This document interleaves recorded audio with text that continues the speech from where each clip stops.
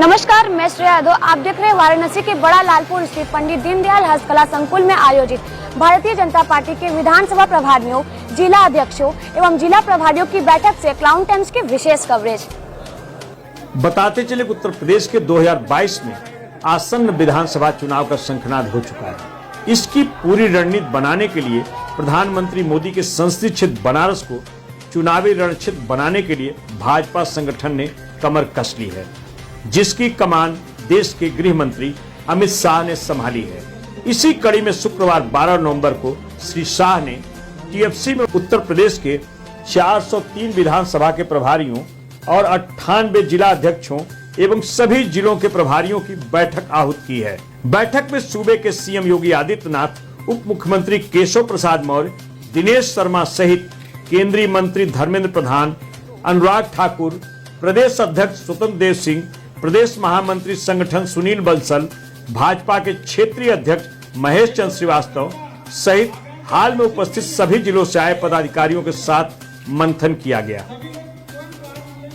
घंटों चली बैठक के दौरान भले ही मीडिया का प्रवेश वर्जित था, बावजूद इसके भाजपा के सबसे बड़े रणनीतिकार श्री शाह ने उत्तर प्रदेश के 2022 के विधानसभा चुनाव के मद्देनजर विरोधियों के सबसे बड़े मुद्दे, जिसमें पेट्रोल, डीजल, गैस सहित सरसों के तेल की बढ़ती कीमतों, किसानों की नाराजगी, कोविड काल में नाकामियों के सवालों का मुंहतोड़ जवाब देने के लिए देश के स्वाभिमान को सबसे बड़ा मुद्दा बताया है।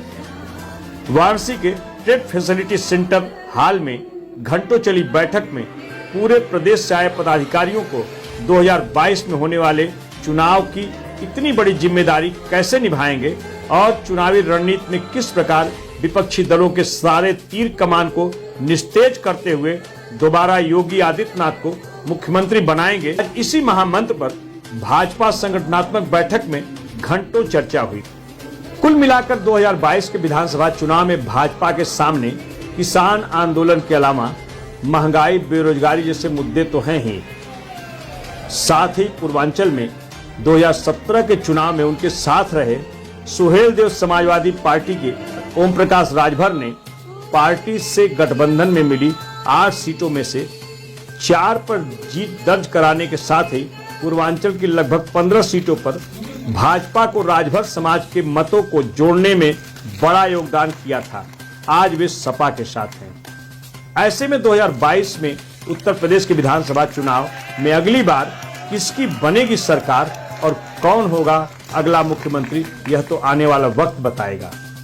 आज केंद्रीय मंत्री अमित शाह बैठक में आने से पहले लंका स्थित बीएचयू गेट पर महामना की प्रतिमा पर माल्यार्पण करने के पश्चात बैठक में शामिल हुए।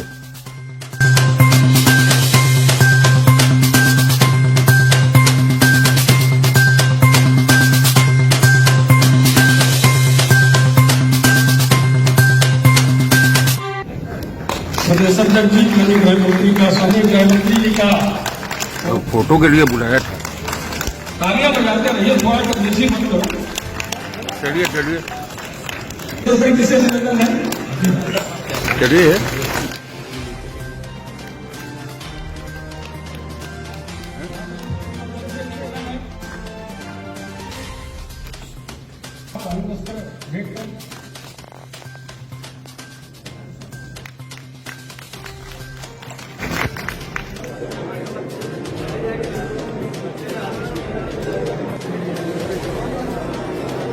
उन्होंने एक व्यापक मार्गदर्शन दिया है और पिछले चुनाव का जो हमारा मंथन रहा है, आज का जो वातावरण और कार्यकर्ताओं का उत्साह है, वो निश्चित रूप में एक बात तय करेगा कि अगला जो चुनाव है उसमें बीजेपी का रिकॉर्ड बीजेपी तोड़ने वाली है।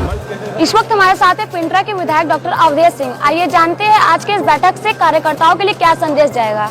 आज जो बैठक हो रही है यहाँ पे, मैं समझता हूँ कि उत्तर प्रदेश में भारतीय जनता पार्टी ने अपनी पूरी रणनीति बना करके सारे बूथ स्तर से लेकर के मंडल स्तर से लेकर के जिले स्तर तक सारी रणनीति बना चुकी है। आज उसी परिप्रेक्ष्य में हमारे राष्ट्रीय पूर्व अध्यक्ष माननीय अमित शाह जी यहाँ पे आए हुए हैं और उस बैठक की समीक्षा कर रहे हैं और निश्चित रूप में मैं समझता हूँ कि एक नई ऊर्जा कार्यकर्ताओं को मिलेगी आज। तो मैं समझता हूं केवल अगर कार्यकर्ताओं को देख लिया जाए तो एक बूथ पर 100 तो हमारे लगभग कार्यकर्ता हमारे बनके तैयार हो चुके हैं। तो निश्चित रूप में मैं मानता हूं कि आगामी जो होने वाला चुनाव है उस चुनाव में आज की जो बैठक यहाँ पे हो रही है और उस बैठक की शुरुआत आदरणीय अमित शाह जी ने उसकी शुरुआत बनारस काशी से ही की है। मैं समझता हूं कि इसका कार्यकर्ताओं में आज बहुत जोश होगा और इसका लाभ मिलेगा और उत्तर प्रदेश में फिर हम 325 सीट का एक जो लक्ष्य बनाए हैं उसको पार करके फिर सरकार बनाएंगे। विधायक बड़ा सवाल है कि इस बार मोदी जी की लहर नहीं है और जो महंगाई चरम पर है, पेट्रोल का दाम, डीजल का दाम, गैस का दाम, दाल का दाम, सरसों के तेल का दाम, इसका मुकाबला भाजपा कार्यकर्ता कैसे करेंगे? देखिए, हम बता दें आपको, जो महंगाई की लोग बात करते हैं, 2-3 चीजें मैं आपको बता दूं। आप ये बताइए कि हम अपने गांव के किसानों से 2000 रुपया कुंटल का गेहूं खरीद रहे हैं, हम 1968 रुपए का हम धान खरीद रहे हैं और अपने गांव के लोगों को, उसी गांव से हम किसान हमारा कमजोर न होने पाए, किसान मजबूत हो, उसकी लागत मुझसे कई गुना लागत दे करके उनसे हम खरीदते हैं। पूर्वांचल के हर गांव के लोग करीब अधिक संख्या में हमारे बॉम्बे में, कलकत्ता में, माने अन्य जगहों पर जा करके अपना किसी न किसी फैक्ट्री कंपनी में काम किया करते थे। जब यह कोरोना काल हुआ, बहुत सारी कंपनियां बंद हुई तो सारे लोग गांव में आ चुके हैं। गांव में आकर आदरणीय नरेंद्र मोदी जी को, आदरणीय योगी जी को मैं धन्यवाद देना चाहता हूं कि उन्होंने एकदम खुले रूप से सारे लोगों को ये बताया कि जो भी गांव में लोग आए हैं, मनरेगा का अगर काम करना चाहते हैं तो उन सारे लोगों को काम दिया जाए। और इस तरीके से मैं समझता हूं कि हर गांव में कोई ऐसा नहीं बचा होगा जिसको मनरेगा में काम न दे दिया गया हो। और उसके बाद भी चूंकि उनके पास कोई खेत खलिहान नहीं है, इस कारण कोई हमारा गरीब खाने पीने से मरने न पाए, इस कारण से उन्हें जो है भरपूर मात्रा में उन्हें राशन भी उपलब्ध करा रहे हैं। फ्री में राशन हम 8-10 महीने से दिला रहे हैं। अभी आपको देख रहे होंगे कि जापान, अमेरिका, रूस में 5000 रुपए की एक सुई लग रही है। आपके बनारस में प्राइवेट सेक्टर में जो सुई लग रही है, प्राइवेट में 2000 रुपए का। आज फ्री में सारा वैक्सीनेशन हो रहा है।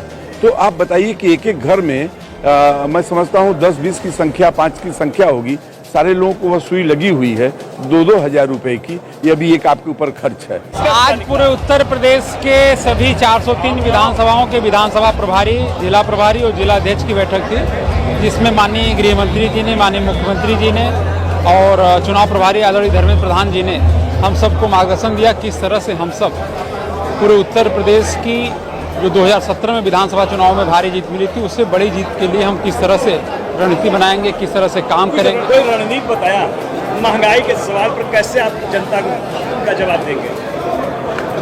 नहीं, कोई रणनीति नहीं है।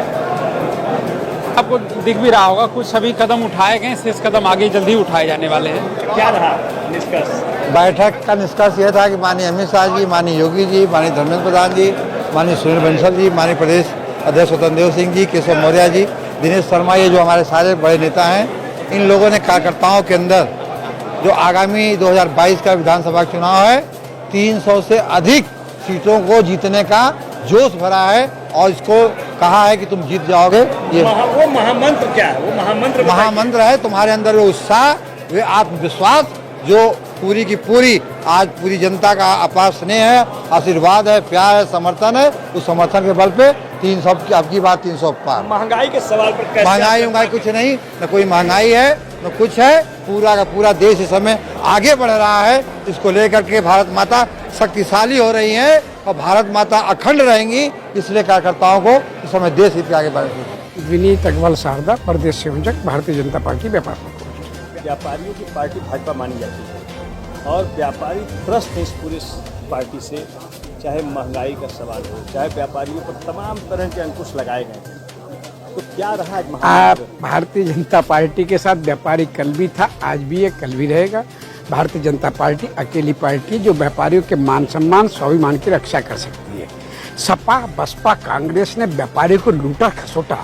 सपा की सरकार में लूट, डकैती, हत्या, रंगदारी, चोट फसूली से व्यापारी भयभीतता, वातावरण सुरक्षित नहीं थी।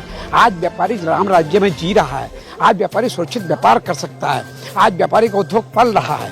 तो व्यापारी का मान सम्मान, स्वाभिमान अगर कहीं है तो भारतीय जनता पार्टी में। भारतीय जनता पार्टी व्यापार प्रकोष्ठ 16 नवंबर से पूरे प्रदेश में कमीशन वाइज व्यापारी सम्मेलन करने जा रहा है और व्यापारी के सम्मेलन जो हमारे होंगे उसमें पूरे प्रदेश के व्यापारी कोने कोने तक हम केंद्र और प्रदेश सरकार की जो हमने व्यापारी हित में योजनाएं दी है उनका विस्तार से बताएंगे। हमारे साथ है भाजपा के जिला अध्यक्ष हंसराज विश्वकर्मा जी। अध्यक्ष जी, आज की इस बैठक का क्या निष्कर्ष निकला है? बैठक का यही निकला कि हम लोगों को भारत माता को विश्व गुरु बनाने के लिए सारे काम करना है और हम लोगों को 35 साल तक इस तरह से परिश्रम करके अब भारत माता को विश्व गुरु बनाने में अभी कुछ कसर रह गया है, उसको जो है आज हम लोग संकल्प लिए हैं और निश्चित तौर पर उस पर काम करेंगे। क्या महामंत्र रहा आज का? वो है महंगाई तो सब ठीक हो जाएगा, कोई दिक्कत नहीं। जब भारत माता हमारी मजबूत हो जाएंगी तो महंगाई गरीबी सब दूर हो जाएगा। इसलिए पहले हम लोगों को अपने राष्ट्र को मजबूत करना है, भारत माता को विश्व गुरु पर बैठाना है। पहले राष्ट्र, उसके बाद हम। इस वक्त श्री शर्मा MLC शिक्षक प्रकोष्ठ से हैं। आइए इनसे जानते हैं कि बैठक का क्या निष्कर्ष निकला। आज की हमारी बैठक सांगठनिक व्यवस्थाओं के लिए आयोजित की गई थी, जिसमें हमारे जिलाध्यक्ष भाजपा, जिला प्रभारी भाजपा, विधानसभा प्रभारी भाजपा ये लोग सम्मिलित हुए थे। और ये माननीय अमित शाह जी ने चुनाव में आगामी चुनाव में हमें कैसे कैसे क्या क्या रणनीति बनानी है, कैसे चुनाव में जाना है, उसके बारे में मार्गदर्शन दिया और उसकी योजनाएं बताई हैं। अब जो हमारे कार्यकर्ता हैं नीचे तक अपना शक्ति केंद्र और बूथ संयोजक बूथ तक हम लोग ठीक से मैनेजमेंट करें, यही आज की चर्चा का विषय था। शर्मा जी को महामंत्र क्या है जिससे आप चुनाव जीतेंगे 2022 में? हमारे पास तो सबसे अच्छा मंत्र है हमारी कार्यशैली और हमारी विचारधारा। हमारी दोनों सरकारें, केंद्र और प्रदेश की सरकार साबित कर चुकी है कि हम केवल सरकार बनाने के लिए काम नहीं करते, हम देश बनाने के लिए काम करते हैं और हमने वो करके दिखाया है। महंगाई के सवाल पर आप कैसे जनता को जवाब देंगे? खासकर डीजल का दाम, पेट्रोल का दाम, गैस का दाम, सरसों के तेल का दाम, ऐसी कोई वस्तु नहीं जिससे गरीब की हालत काफी पंचर हो चुकी। इस पर क्या महामंत्र मिला? नहीं, ऐसा नहीं है। पहली बात तो ये कि यदि हम डीजल के रेटों को देखें तो आप 2014 में जब हमारी सरकार बनी उस समय कितने % रेट इंक्रीज हुए उसका अध्ययन करें और 2014 के बाद से अब तक कितने % रेट इंक्रीज हुए उसको देखिए। और उसके बावजूद हमारी केंद्र सरकार ने जो पैसे घटाए हैं, 10 रुपये घटाया हम लोगों ने, लेकिन विपक्षियों ने वो भी कम नहीं किया। आप दिल्ली की सरकार को लीजिए, राजस्थान की सरकार को लीजिए, जो कांग्रेस शासित और आम आदमी पार्टी शासित राज्य हैं, वे लोग यदि जनहित में सोचते हैं तो उन्होंने वैट क्यों नहीं कम किया। मैं भारतीय जनता पार्टी की एक मामूली कार्यकर्ता हूं और मेरा नाम रीता सिंह है और हम महाराज योगी जी के सिपाही हैं। आज का महामंत्र ये था कि ना हमें किसी विकास पे लड़ना है, हमें पूरे भारत को बचाने के लिए हमें लड़ना है। विपक्षी दलों का जो हमला होगा, अरे विपक्षियों को तो छोड़ दीजिए। आपको बता दूं, परसों उन्होंने साइकिल छोड़ दी है, मुझे लग रहा है उन्होंने परफ्यूम की लॉन्चिंग की है। साइकिल पंचर हो चुकी है, परफ्यूम चलेगा पूरे उनके राज्य में या जहां भी वो चलाएंगे, क्योंकि उनको पता है साइकिल में हवा भरने के लिए कहीं भी हमने जगह नहीं छोड़ी है। तब सोच रहे हैं कि महका के उसमें कुछ गुड़ डाल के लोगों के वोट खींच पाएंगे, लेकिन वो जिन्ना को कहते हैं कि भारत देश को जिन्ना ने आज़ाद किया था। अरे मूर्ख, तुझे ये नहीं पता है कि भारत देश को आज़ाद करने के लिए कितने लोग अपने बलिदान दिए और आप कहते हो कि जिन्ना ने आज़ाद किया था। ऐसे लोगों को मुझे लगता है कि राजनीति छोड़ के विदेश ही भाग जाना चाहिए। और कुछ लोग विदेश से आए हैं, वो जहाँ से आए वहीं चले जाए। अडवाणी जी जिन्ना के फैन हैं, उनकी मजार पर गए थे पाकिस्तान में। देखिए, हम किसी जाति पे नहीं लड़ रहे हैं, हम नहीं फैन की आप बात कर रहे हैं। हम पूरे भारत देश में हम भारतीय हैं। नहीं, हम भारतीय हैं। हम मजार पे भी जाएंगे, हम घंट भी चढ़ाएंगे और गुरुद्वारा पे भी खड़े रहेंगे। मैं सुरेश सिंह, जिला का उपाध्यक्ष हूँ और यहाँ की व्यवस्था का देख रहा था। ये हमारी जो आज एक कार्यशाला थी हम लोग के प्रभारियों की, हमारे सभी जिले के प्रभारी, हमारे सभी विधानसभा के प्रभारी, और एक हम लोगों के यहाँ परंपरा रही है कि ऊपर से पार्टी के जो निर्देश आते हैं, जिस तरह से हमें संपर्क संबंध बनाने हैं, तो उसका एक मार्गदर्शन हम लोगों को मिलता है। उसी के हिसाब से हम लोग बूथ तक जाते हैं। आपका परिचय क्या है और इस बैठक में आपकी क्या जिम्मेदारी है? अमरनाथ यादव, क्षेत्रीय उपाध्यक्ष, भारतीय जनता। आपका परिचय क्या है और आपकी जिम्मेदारी क्या है? संत बख्श सिंह, क्षेत्रीय उपाध्यक्ष, काशी क्षेत्र। आज इस विशाल बैठक में हमको और माननीय अमरनाथ यादव जी को, दोनों लोगों को भोजन व्यवस्था के लिए लगाया गया है कि जो भी कार्यकर्ता पदाधिकारी हमारे पूरे प्रदेश से आ रहे हैं उनको कोई परेशानी न हो, और लगभग 1000 पदाधिकारियों कार्यकर्ताओं के लिए व्यवस्था की गई है। अब हम बात करते हैं प्रधानमंत्री मोदी के संसदीय क्षेत्र बनारस में भाजपा का कोई बड़ा नेता आए तो बनारस में कांग्रेस के सबसे बड़े नेता अजय राय के सामने विरोध करना तो बनता है, क्योंकि विरोध के बिना अपना वजूद खो चुकी कांग्रेस के सामने अब कोई रास्ता नहीं है। और इसकी जिम्मेदारी निभाने के लिए बनारस में पूर्व विधायक अजय राय के साथ महानगर अध्यक्ष राघवेंद्र चौबे, जिला अध्यक्ष राजेश्वर सिंह पटेल सहित उनके दर्जनों साथी पीछे नहीं रहते। देखिए कांग्रेस के विरोध प्रदर्शन की एक झलक।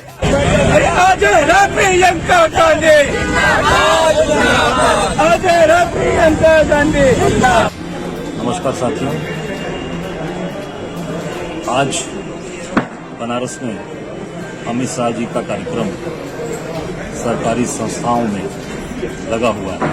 उसमें जो मोदी जी के द्वारा बनाया हुआ TFC है, ट्रेड फैसिलिटी सेंटर, जो बुनकरों, शिल्पियों के लिए, बनारस के कुटीर उद्योगों को बढ़ावा देने के लिए, कालीन के काम करने वाले लोगों के लिए, उनके लिए बना। ये लगातार उसमें अमित शाह का कार्यक्रम होता है, मोदी जी का कार्यक्रम होता है, संघ के मोहन भागवत जी का कार्यक्रम होता है, और लगातार उसका ये भाजपाईकरण, भगवाकरण कर रहा है। इसके विरोध में कांग्रेस पार्टी ने पहले से ऐलान किया था कि महिला कांग्रेस के नेतृत्व में आज कांग्रेस पार्टी पूरा विरोध करेगी। हम सब लोग नटिनिया दाई मंदिर के स्थान से अपनी यात्रा प्रारंभ किए TFC जाने के लिए, और बीच में ही पुलिस के द्वारा हमारे सभी कांग्रेस साथियों को, हमारे जिला अध्यक्ष राजेश्वर पटेल जी, महानगर अध्यक्ष राघवेंद्र चौबे जी, महिलाओं को, महिला कांग्रेस, हमारे शहर के अन्य पदाधिकारी, कोषाध्यक्ष, सभी लोगों को, रामनगर के हमारे जो पदाधिकारी हैं, ब्लॉक के जो वहाँ के अध्यक्ष हैं, सबको गिरफ्तार करके पुलिस थाने बिठाया गया है। मैं समझता हूँ कि ये इनकी गिरफ्तारी और इनके जेल भेजने से हम डरने वाले नहीं। क्लाउड टाइम्स ब्रेक न्यूज की खास खबरों को देखने के लिए हमारे YouTube चैनल को लाइक करें, सब्सक्राइब करें, बेल आइकन को प्रेस जरूर करें। क्लाउड टाइम्स की खबरों को फेसबुक पेज पर देखने के लिए पेज को लाइक जरूर करें।